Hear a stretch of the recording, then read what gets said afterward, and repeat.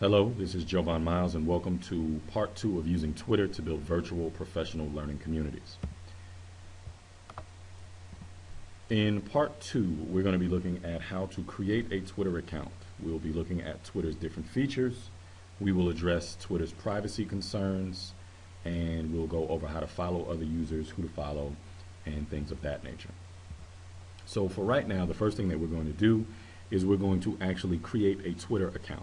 So if you will, please pull up your web browser, your internet browser, and direct it to www.twitter.com, or you can just go straight to Google and enter Twitter, and it should take you directly to the website. And I'm going to do the same on my end. Whoops, let me log out so you can see what you're supposed to see what I see. All right. When you get to Twitter, this is the start page that you'll see. Now, if you have a user account, you'll log in here where it says username and password. For new users, you'll come down to the area that says new to Twitter, join today. You'll enter your full name, an email address, and a password. Okay? What Twitter will then do is Twitter will send you an email confirmation. You'll check your email to confirm your account. Just takes one moment. You click the link to confirm your account. The reason you want to do this is so that you have access to all of Twitter's features.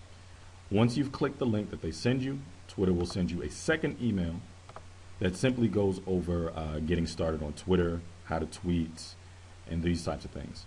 If after watching this video you are still not exactly sure how to navigate Twitter, then definitely go through the Welcome to Twitter email so that you can learn the ins and outs of the program. But I'm going to go ahead and sign in so we can go over the features together.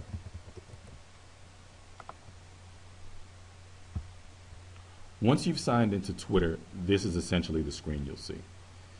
You'll sign in, and the first thing you'll notice is your timeline. Now, if you're a new user, you won't have anything here because you don't have any followers.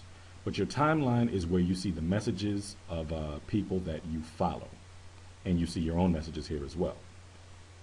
There's a tab called @mentions. This is when someone replies to something you've said. You'll see things here. Retweets, we'll get to that later on. Searches, we'll get to that a little bit later. And lists. We'll get to that in part 3, but lists are basically just where you can create a list of followers that have things in common. Now, the first thing that you want to familiarize yourself with are all the different tabs. So we've looked here. Now let's look at the tabs at the top. We've got the home screen, which just brings you back here. We've got profile. Profile is what your page looks like to the public. We've got messages. Here is where users can send you direct messages or private messages. These are messages that don't show up on the main timeline. Only you can see them, and the person who sent them can see them as well. In the Who to Follow tab, Twitter will recommend users for you to follow. But let's go ahead over here to our settings. Now, the settings page is where you can make all the adjustments to your username. You can add pictures, you can change your biography information, and what have you. The first thing you'll notice is name. Now, a lot of educators are concerned about privacy on the web. You don't want your students or parents or maybe even administrators to interact with you on social networks. So what you can do right here where it says name is you can actually change your name, and we'll do that in profile settings. So you come over here, and where I have Mr. X, I can change my name to whatever I'd like it to be. I'll change that to Mr. Ed. Okay. If I wanted a picture, I could add a picture by clicking choose file. If I wanted to share my location, I could. So I'm going to put in my office.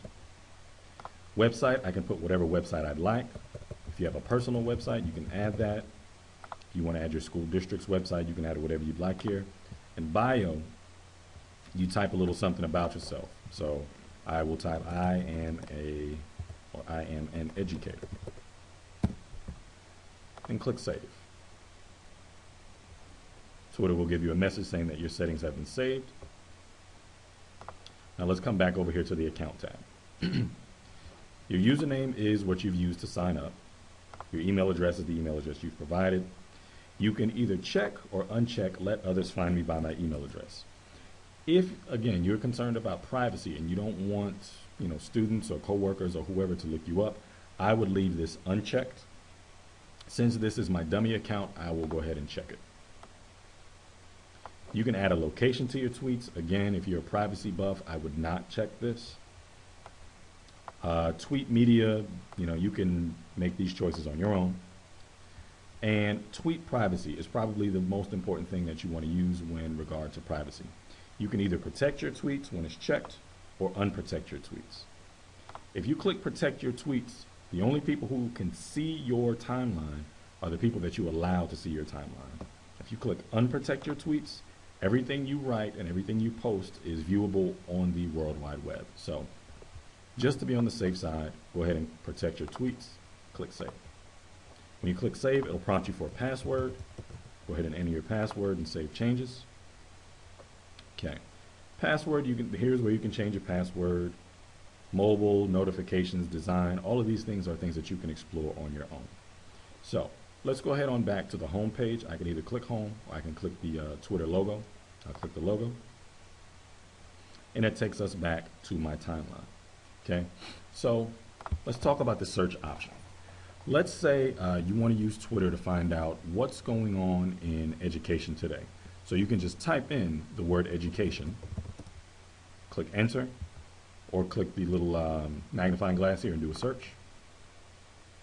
And what Twitter will do is Twitter will bring back all of the public profiles that have a comment about education in them.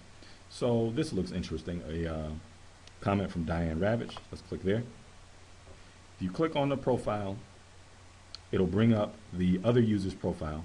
You can scroll down and see their 3 or 4 most recent tweets.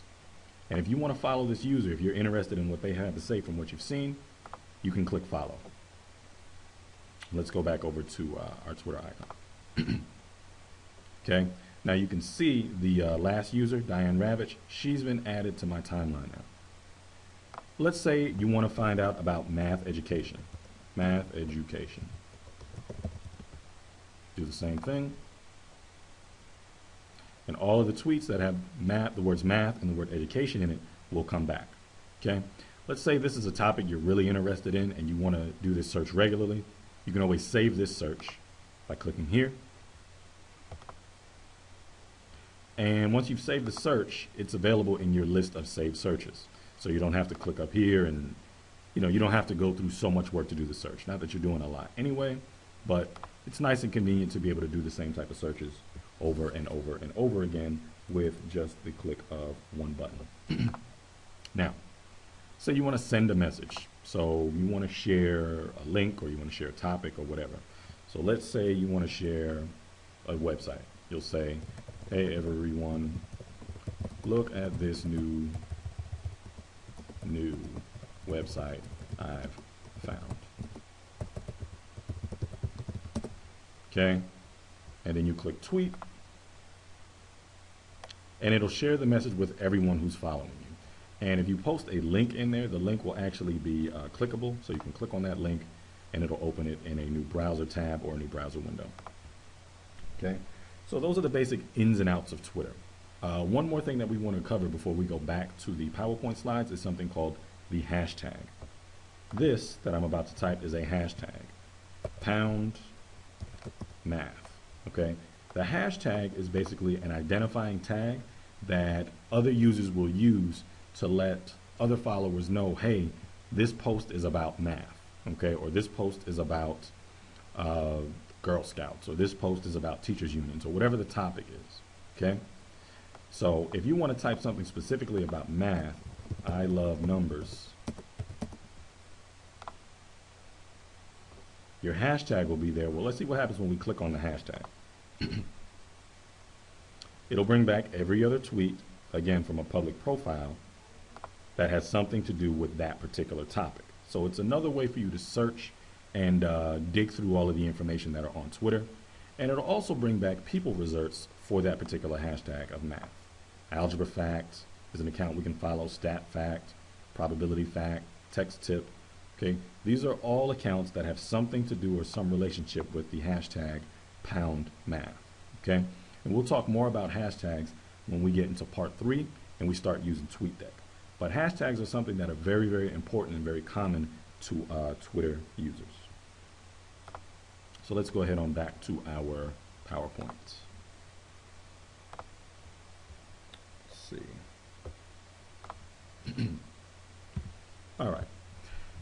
New users usually don't get Twitter because they're not following anybody. They have nobody to follow. They don't know what anybody's talking about. So to get you started, I have compiled a list of about, what is this, 2, 4, 6, 12 interesting users. They all talk about education. Some of them talk about education policy. Some of them specifically talk about math. Some talk about specifically science. Some talk about technology, you know, lots of topics about education. So these are a couple of users that you can follow. And let's say you want to follow Dr. Jeff here, okay? And you don't know how to find him. So we'll go back to Twitter and we'll write down his name, @Dr. Jeff. Come on back to Twitter, and then we'll come up to the search and we can type in @Dr. Jeff. Okay? And let's see. We couldn't find @Dr. Jeff right here. But you know what? Somebody mentioned Dr. Jeff, so we'll click here. Here is Dr. Jeff Goldstein's page, and we'll follow him. And we'll come back to Twitter. Okay? You can also come to the Who to Follow tab. And let's see. Search by name or topic. I'll type in Dr. Jeff. And there's his page, #1 in the listings. So there's two ways to find users. You can either use the search bar here, or you can come to the Who to Follow tab and actually type in a name.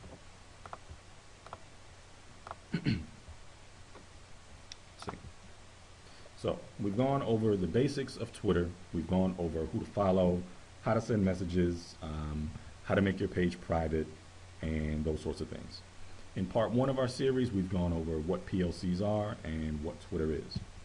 In part 3, which is up next, we'll talk about what TweetDeck is, why you should use it, how you can use Twitter, the internet, and TweetDeck to find existing professional learning communities, how do you take part in existing professional learning communities, and possibly how you can go about creating your own PLC on Twitter. Thanks so much for watching this screencast. Hopefully you found it useful. And again, if you have any questions, comments, or concerns, feel free to email me or leave a message on the website. Thank you and have a great day.